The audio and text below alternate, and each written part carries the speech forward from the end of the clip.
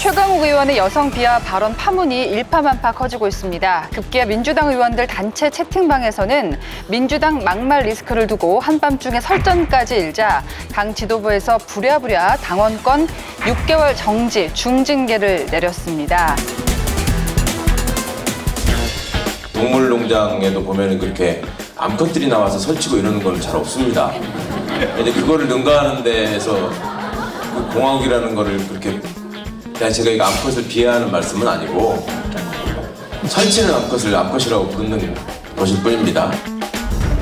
최 전 의원은 지난 2월에도 윤석열 대통령을 겨냥해 댓글을 인용하며 비슷한 표현을 사용했습니다. 한 마리도 부담스러운데 암놈까지 데리고 들어가는 바람에 그저 암컷 보호에만 열중인 것입니다. 당원 게시판엔 해당 행위자들은 징계하지 못하면서 최 전 의원이 만만하냐, 발언의 맥락을 봐야 한다는 등의 글들이 잇따라 올라왔습니다. 남영희 민주연구원 부원장도 최 전 의원을 감쌌습니다. 떼어서 동물 농장에 나온 그 상황들을 설명한 것이 무엇이 그렇게 잘못됐단 말입니까? 왜 욕을 못합니까?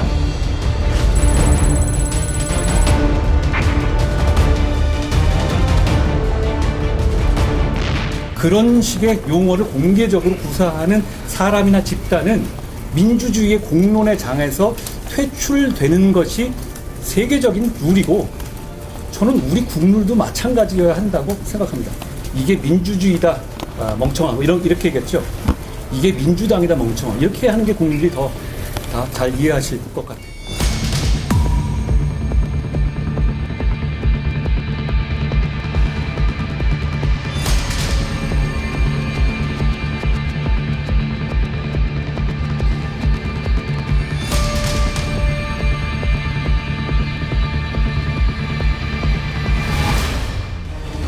저질 막말로 여성을 비하하고 대한민국 정치의 수준을 바닥까지 끌어내리는 최강욱 전 의원 같은 사람은 정계에서 영원히 퇴출시켜야 합니다.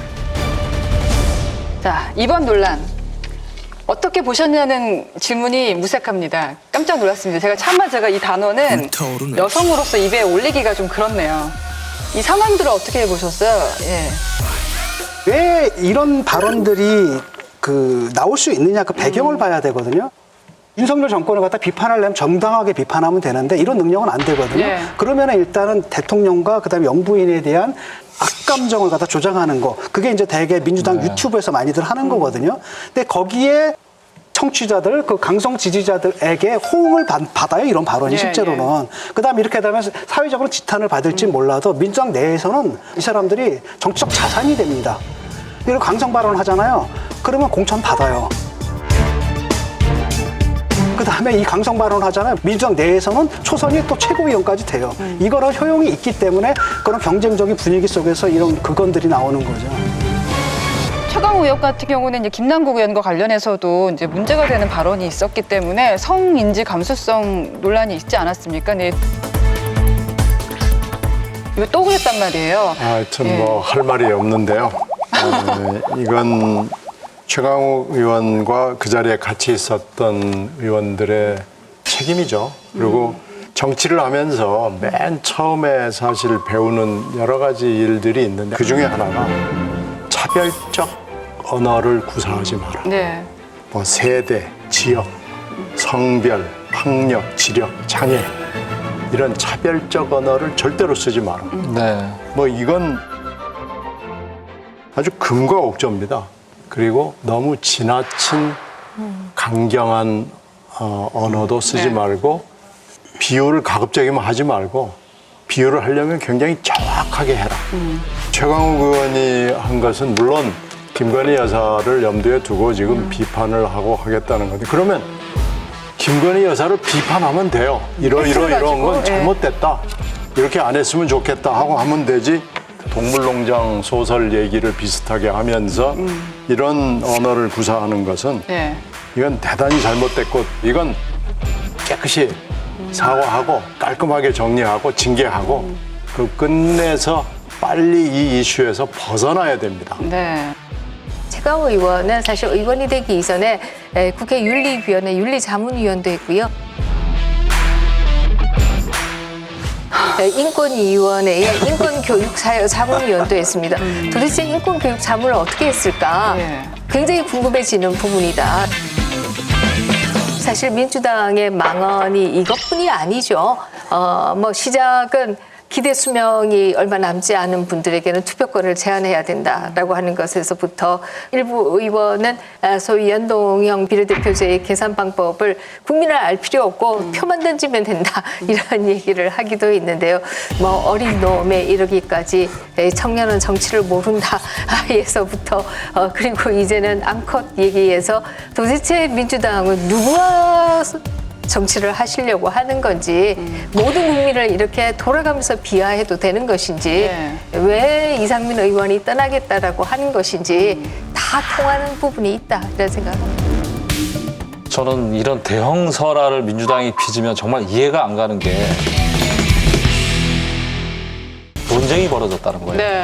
반성을 하고 자성을 해야 되는데 논쟁이 벌어졌다는 사실이 정말 믿어지지가 않아요. 나는 김용민 의원하고 최강욱 의원하고 민영배 의원은 국민의힘을 위한 엑스맨이 아닌가, 트로이 목마가 아닌가. 난 정말 어떻게 여기서 논쟁거리가 됩니까, 이게. 자성하고 반성을 해야 되는데. 근데 실제로 거기서 치열한 아침까지 논쟁이 벌어졌대요, 광주. 저는 가장 배신감을 느낀 거는 여성 운동을 하신 국회의원 분들도 많이 있잖아요. 민주당 내에서는. 왜 가만히 있는 되기 건가? 이전에는 여성의 권리를 옹호하겠다라고 나섰던 분들인데요. 왜 정말 가만히 있느냐? 왜 비판 한마디도 안 하느냐?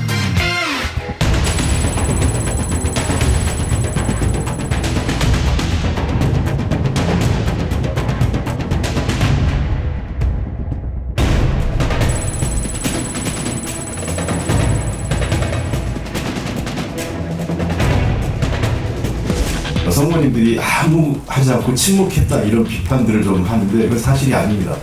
우리 당의 여성원님들이 정말 훌륭하신 게요.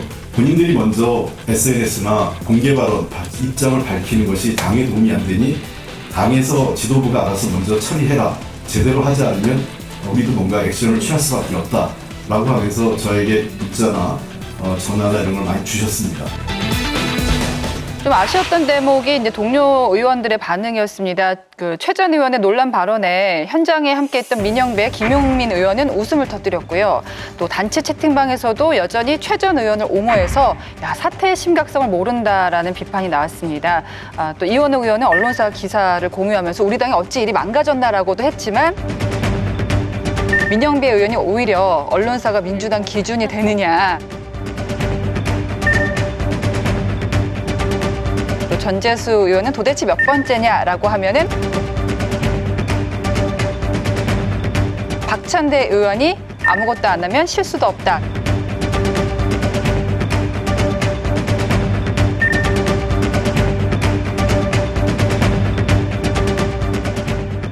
발언 녹을 보면서 그래도 이 의원직을 이제 그만하겠다라고 한 오영환 의원은 그래도 일반 국민들의 정서와 비슷하구나 하는 생각을 했고요. 전재수 의원도 상당히 그 발언에 대해서 비판적으로 왜 이렇게 문제를 자꾸 일으키느냐라는 뜻의 말씀을 하셨는데 이분도 부산에서 정말 격전지에서 싸움을 해야 되는 분이시죠. 그러니까 보통 국민들의 정서와 유사한 것에 반해서 박찬대 의원은 인천에서 비교적 안전한 지역구이고요. 민영배 의원도 광주에서 공천만 다시 받는다라고 하면 당선된다고 생각합니다. 그러다 보니까 공천만 받으면 당선된다고 생각하시는 분들은 일반 국민들 정서와 너무 멀어져 있다. 네, 앞서 민주당에서는 청년을 비하하는 내용이 담긴 현수막 논란이 있었죠. 국회 앞에 새로 걸린 더불어민주당 현수막입니다. 총선을 앞두고 청년 중도층을 겨냥해 당 로고도 빼고 당을 상징하는 파란색도 최소화했습니다. 그런데 공개된 4가지 현수막 문구 중 정치는 모르겠고 나는 잘 살고 싶어, 경제는 모르지만 돈은 많고 싶어 등의 청년 비하 논란이 불거졌습니다. 해당 문구는 현수막 업체가 홍보용으로 만든 것이라고 주장했습니다. 그거는 당에서 한 게 아니고 업체에서 캠페인 준비를 위해서 했던 겁니다. 하지만 민주당은 지난 17일 사무총장 명의로 각 시도당에 공문을 발송해 해당 현수막을 걸도록 독려까지 한 것으로 드러났습니다. 민주당 의원들이 참여한 채팅방에서도 지도부에서 논의했는지 궁금하다. 청년 당원들의 항의가 많다는 지적이 이어졌고 당원 게시판엔 책임자 경기를 주장하는 글들이 올라왔습니다. 청년 비하냐, 센스 있는 문구냐, 어떻게들 보셨습니까? 이게 원래는 뭐 의도가 베스트셀러였던 죽고 싶지만 떡볶이는 먹고 싶어를 패러디한 거죠.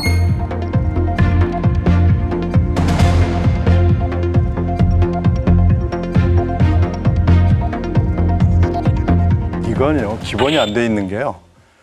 일단은 차별적 언어를 쓴 거는 맞아요. 그러니까 청년들은 무식하다 해서 청년을 차별하는 이 전제를 깔고 지금 하는 거거든요. 예.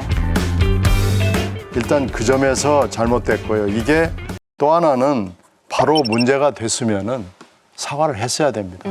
근데 사흘을 끌어서 사과를 했는데 이번에는 사무총장이 나와서 사과를 했는데 대표를 보호한답시고 대표에게는 보호가 되지 않았다고 또 거짓말을 한 거예요. 기획 의도가 어떠하더라도 국민들과 당원들께서 보시기에 불편하였다면 이는 명백한 잘못입니다. 업체에 떠넘길 것이 아니라 방해 불찰이었고 당무를 총괄하고 있는 사무총장으로서 국민과 당원 여러분께 사과드립니다.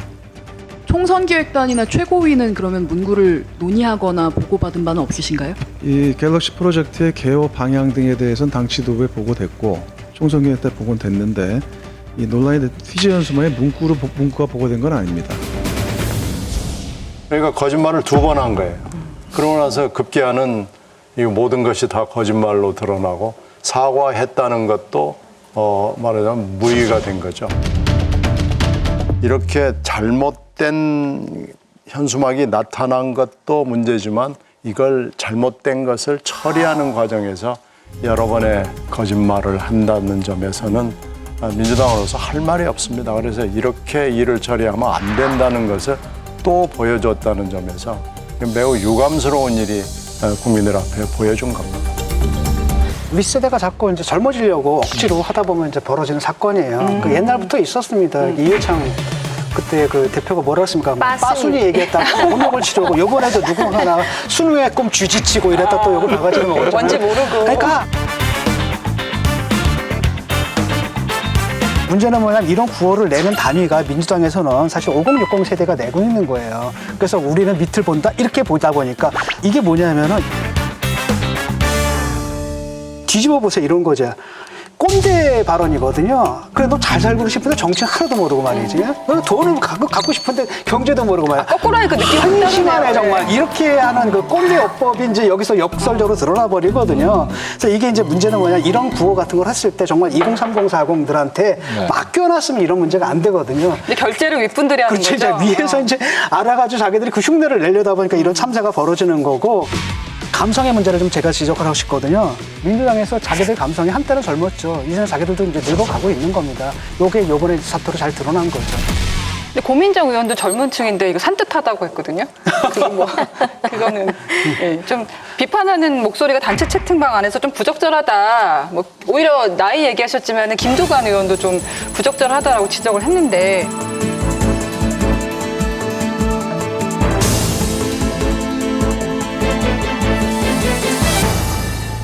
받아들여지지 않았나 봐요. 그것이 부적절하다라고 하는 것은 민주당의 청년 당원들이 뭐 당적을 떠나는 청년 당원들이 있다 이런 기사들이 나오고 있지 않습니까?